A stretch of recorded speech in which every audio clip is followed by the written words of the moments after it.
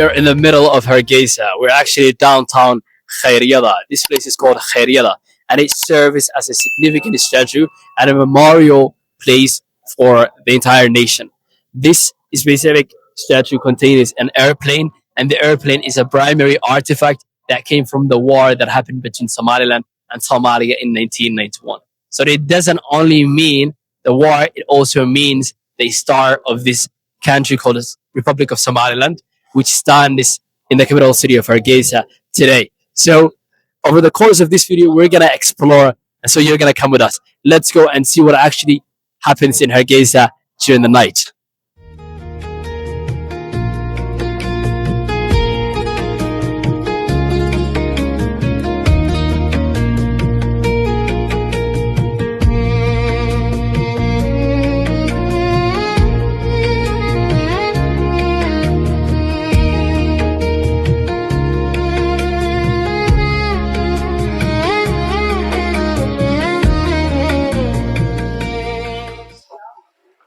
All right, so currently downtown Hargeisa, not necessarily downtown.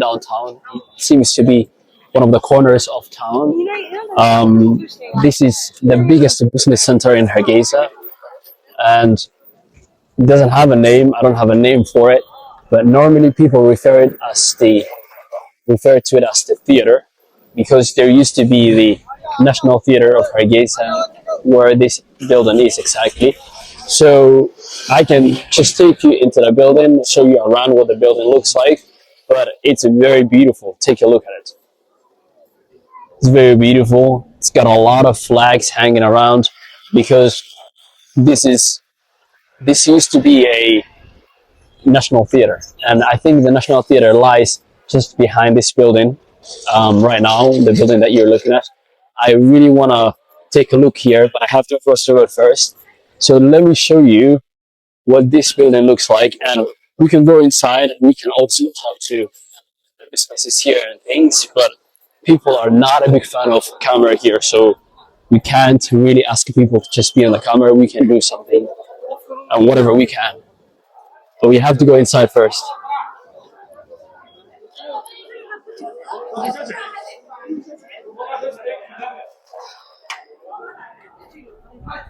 So this is the main entrance, and I have never been here. It's my first time I'm coming in, and it looks really nice.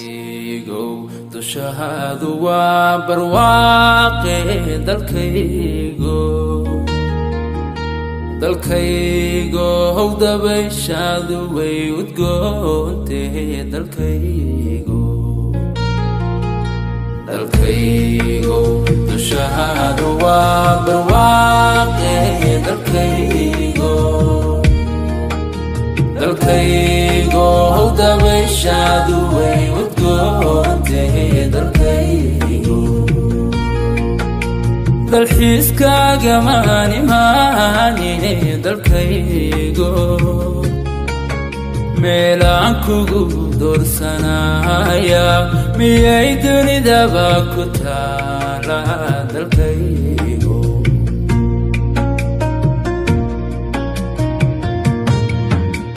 inaan dibadaha wareego inaan dawarsado shisheeye.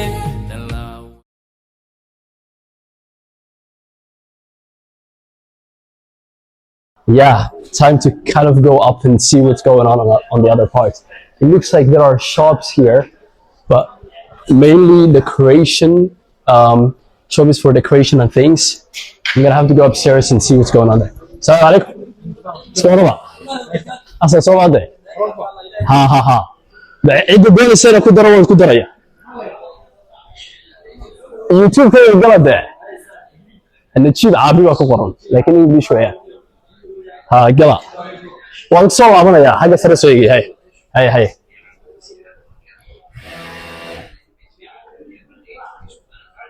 It looks like there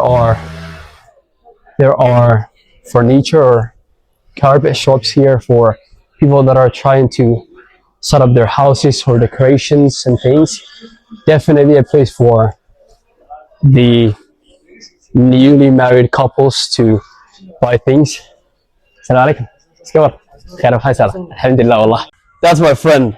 And this guy as well, big guy. Yeah, we know each other. They're on my YouTube already. But yeah, this is great, man. Good. qaybtan aan imaada imika waa qaybtii guryaha lagu gelayo ama guryaha cusub ee la asaasay soo maha dee dadka guursanayo halkan badda alaabta soo dooranaysaan iyo intii aqal gelaysa oo dhan halkan magacaaga muxuu ah sacad baa la dhahdaa sacad baan kula kulmay sacad dukaamada mid kamid a damal baad adigu leedahay bidhaan buu jirsan yahay marka dukaankiisa hala imaado ciddii doonaysa inay ka adeegtaan alaabta inta ugu badan halka idinka timaada صح ما شاء الله صح وفدية dalka lagu sameeyo ما شاء الله and see how beautiful they are qurux weeyaan صح صح صح waa laga maarmay wixii la soo dejinayay صح صح ها gibi dhulka lagu sameeyo wadanka lagu sameeyo ayaa sameeyo صح horta wax aad loogu farxo waxa ah inaan dhaqaalin laga dhoofiyo aan jirin oo dhaqaalaha hadda wadankeena dhaafaya inagu wadankeena midaan ku dhisnaan u baahannahay marka midna dhaafaya inaga wuxuu naga dhimaya something to be proud of صح سعد aad buu maasatay aad buu ugu farxay horta inaan kula kulmay aad buu maasatay haye war sidaa sameeya dhamaantina way salaamaya haye businesskiina insha Allah suuq buu noqonaya wala idin maraya marka hore wadada warshad baatiine alright guys what's it us really nice wax fiican ayaa ka socda I have somebody else waiting for me here ku laabanayo qof kale ku soo laabanaya kadib oo ka baxaya and yor hey assalamu alaykum mukhtar wuxuu ku leeyahay dukaan buu ku dhexleeyahay halkan and the building ka weyn business center ka tiyaatarka lagu magacaabo and mukhtar wuxuu ku leeyahay dukaan cosmetic ah ama alaabaha lagu iibiyo and hygiene-ka ilaalinta quruxda shacniga iyo waxa soo dhasoomaa hablaha waliba mukhtaaro aad baad u mahadsantahay sida noo soo dhaweysay dukaanka mukhtaarada imaada dukaankiisa waxa la yiraahdaa sax Usman Bishaara la yiraahdaa hay war salaam mukhtaaro waa wanaagsan hay very well done very good Mukhtar was very nice very welcoming he has a very good business and he's you can see very faithful person he knows what he's doing he's not looking for something else. He's very satisfied with what he has. So a lot of things happen here and a lot of different businesses. It is a shopping center, so you can find anything here. You can find clothes, you can find cosmetics, you can find even your house decorations. So yeah, that's it. I'm gonna have to go. I don't know if I can find anything to eat in here, but I'm not planning to eat anything here. But that's gonna be it. I'm definitely gonna go out.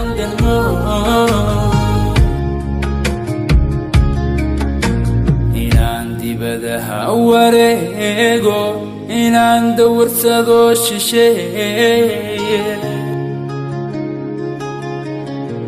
danlaawe inaan ahaado qaxooti inaan danmoodo waxay dantu igu xambaartay dalkaygo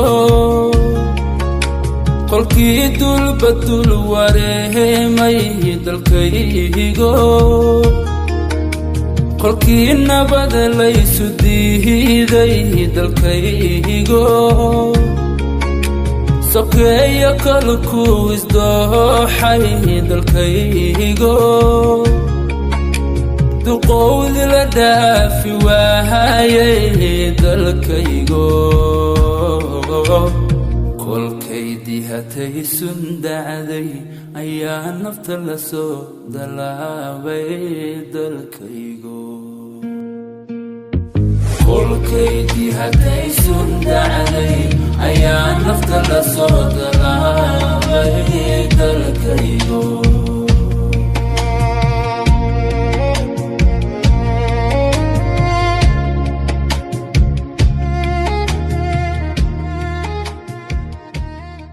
All right, so I'm done now. I'm heading out. It's over. I actually had a lot of good interactions there. Spoke to a lot of people. I know a lot of people in this place that I did not think anybody would know me here. Again, you don't know what to expect. You just meet a lot of different people. And yeah, that was it for here. I'm going to have to get out of here for now. Hey, I'm going to have to leave here now. And then I'm going to have to head out to the next place. Don't know where that's going to be. I'm just going to take you through town. But that's it for this beautiful building. And very famous and a lot of people know. So yeah, see you in the next place.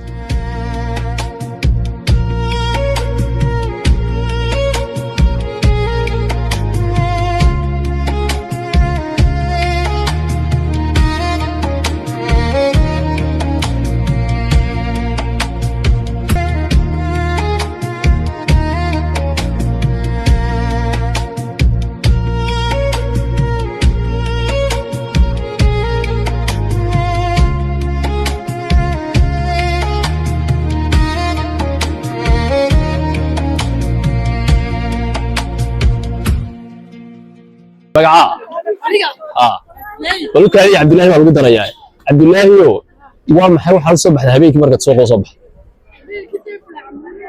bilaa amal ma soo baxday suuqa waa maxay markaad soo baxday marka saacada habeenkii weeyay marka halkan waa soo xaraabo tagtaa sax Cabdullaahi wuxuu soo baxay xaraabo soo baxay inuu soo xaraabaysto oo baasata Cabdullaahiyo hay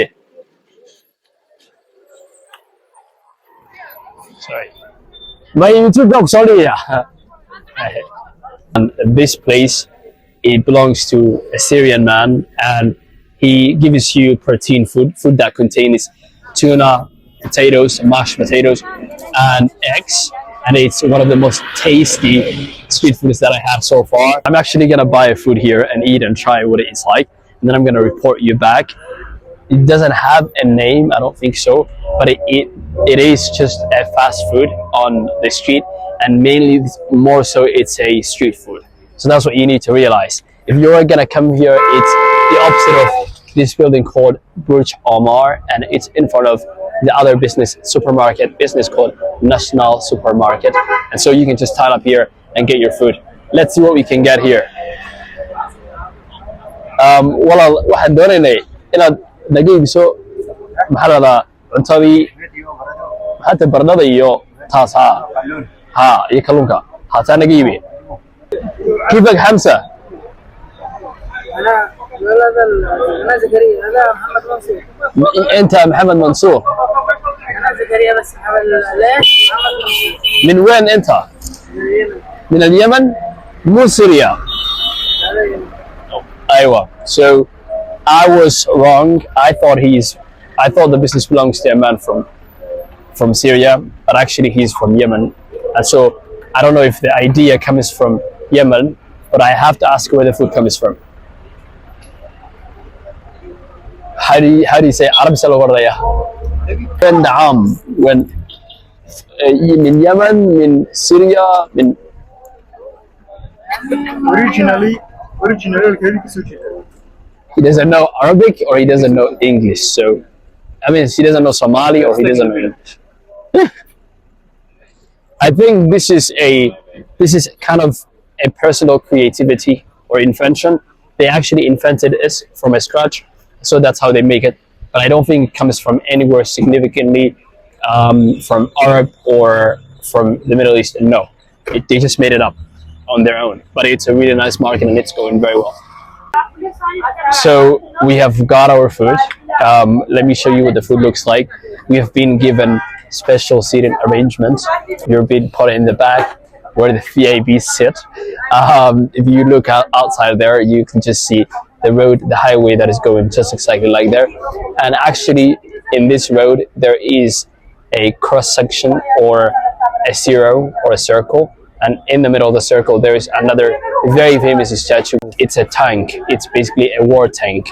And it's very significant because it also, again, signifies the war that happened here in Somaliland, the civil war, which the city has recovered from massively. We have almost finished the entire town. We went all the way to the other side of town. We started, of course, on the other side of town, and now we went to the other side. This is going to be it. I think we have documented as far as we could go about this town. And for now, that's going to be it. And we're going to go on to do our other things. And this is Hargeisa. And I think for as far as you can see, this is the nightlife you can find in Hargeisa. And that's the fun that you can get. Thank you very much. And stay tuned until the end. And waa sidee nolosha habeenkii waxaan u duubayaa mainly inaan dadka tuso waxyaabaha entertainmentiga ama waxyaabaha xaraabaha ee fanka dadku soo baxaan habeenkii inay qabsadaan ama wixii shaqada hay maxaa soo baxay shaqada soo baxay halka shaqaysaa haye kamariyo ka shaqaysaa bizarre guys lama gaaro hay halka lagama gaarayo inantanna kusoo dhaweey magaca wala adigana ikraan cabdirashiid baro meeyo kaada horta bal ikraan baa dir video igu daray ikraan ay adigu maxaad soo baxday shaqada soo baxday ma sha Allah صح guriga socota way socotaa waa arkaysaan kulay de qof kasta wax loo soo baxaa hawaan shaqo soo baxeen dad xaraabo soo baxaan way jiraan dad dan soo baxaa way soo dhameystay shaqadeedii haye xaraabo baxayaan midii caabi way ugu qoran soo jeegaray haye miyay dunida ku taala dalkaygo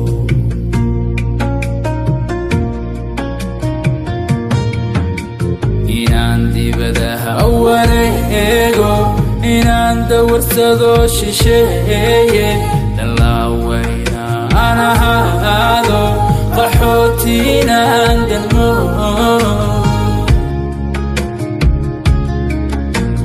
inaan dibadaha wareego inaan dawarsado shisheeye dalaawayna أنا هذا قحوتينا عند الموت وحيدا تهيقو حنبهارتي دالكيقو قلكي دول بدول وريمي دالكيقو قلكي نبدلي سديدي دالكيقو سقيا كلكو إزدوحي دالكيقو دقود لدافي وهاي دالكيقو كل كيدي هاتي سندعدي أيا نفط لسو دلاوي دالكيقو كل كيدي هاتي سندعدي أيا نفط لسو دلاوي